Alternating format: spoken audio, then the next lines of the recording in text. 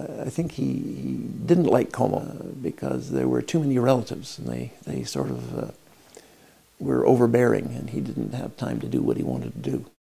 The family pressed him to come out on weekends, so he would catch the good old 12:15 train from Windsor Station, and it would get to Como about 1:30, and we'd pick him up at the station and bring him here, and there'd always be something wrong. And, God damn it, Cecil, when's the next train back to Montreal?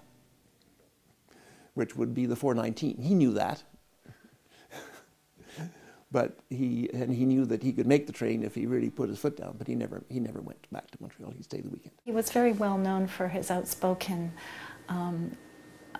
opinions and never hesitated to say what he thought. Like most architects trained in the arts and craft tradition, Percy was very aware of materials, and ironwork was one of his favorite materials.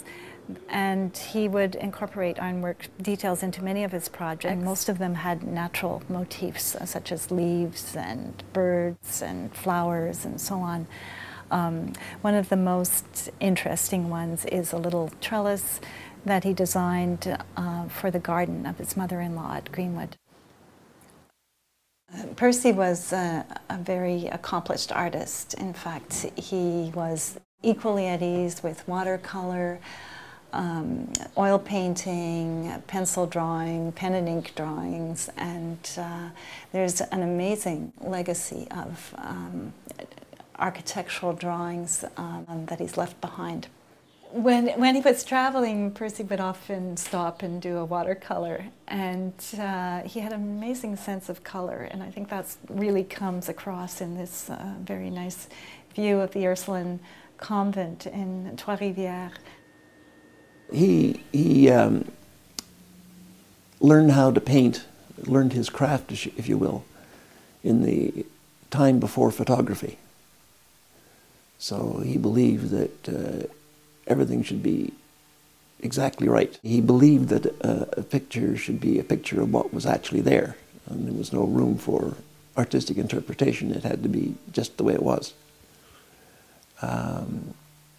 And being an architect, he was particularly conscious of buildings and their nuances. In the picture of Belvedere Road, if you look at the roof, there's some shadowing on the roof, and it looks a little strange, but if you look at it carefully, it's exactly right the way it should be. The shadows are perfect. If you look at this painting of the geranium in a vase, it's amazing how he captures not only the details of the light hitting each and every petal, but also how he portrays the water and the leaf. Percy was probably Canada's first conservationist. His major concern was the Atlantic salmon. He loved fishing, and the Atlantic salmon was the most noble fish in the ocean as far as he was concerned. Percy founded the Atlantic Salmon Association. He tried to make a lot of noise politically so that the salmon would survive. I think a lot of the politicians and people who he was pitching to thought it was enlightened self-interest, and he just wanted to preserve the salmon so he could fish it. But he was genuinely concerned.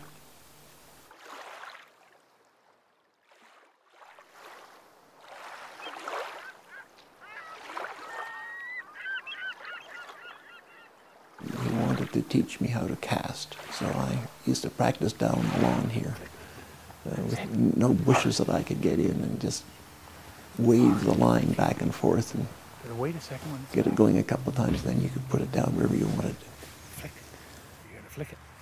You're forgetting this one little piece. Flick. See? Look at the end. Flick. Okay. A little bit. Take it out more, you see? Ready? The lesson there was flick your rod back.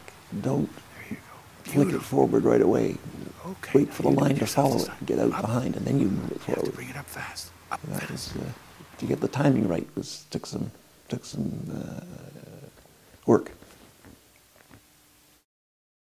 In addition to fencing and salmon fishing and painting, and of course his architectural practice and his many municipal commitments, Percy actually wrote 3 books. He wrote a book called Salmon Tactics, which is out of print, but certainly a number of people who have read it today say it's still very applicable. He used to tie all his own flies. Another is on fencing, called Fencing Tactics. It shows the way his mind worked, doesn't it?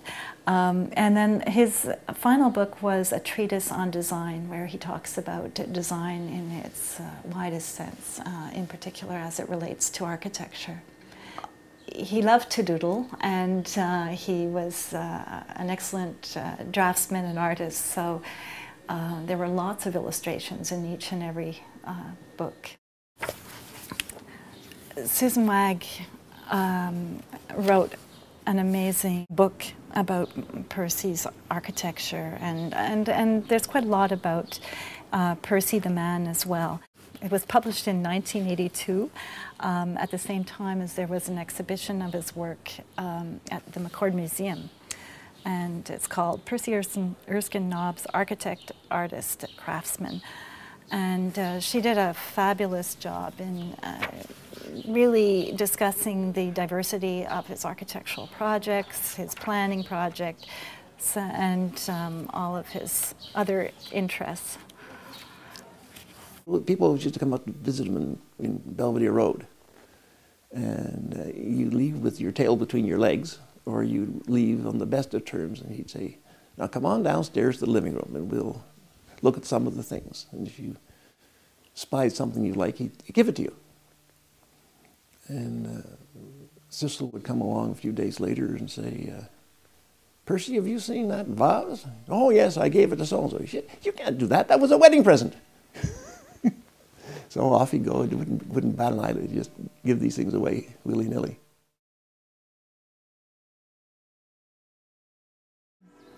Percy died at the age of 89 in 1964.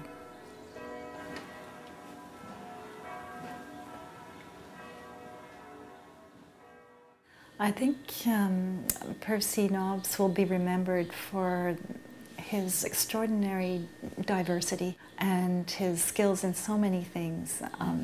His buildings, of course, are testimonies to his architectural contribution to Montreal, and in addition, his many writings and artworks and pieces of furniture will provide lasting memories of what was an extraordinary